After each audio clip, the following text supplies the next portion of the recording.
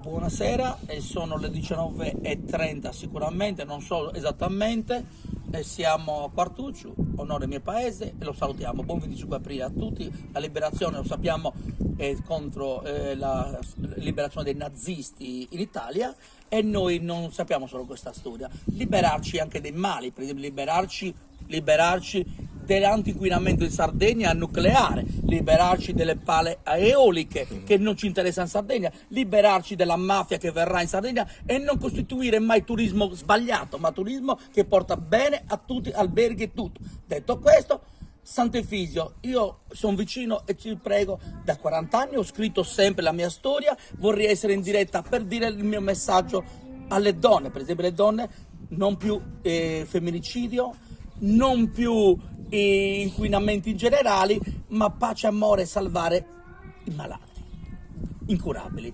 Sant'Efisio, fai questo miracolo, la Sardegna libera di tutto. Oggi proprio la liberazione. Ci vediamo.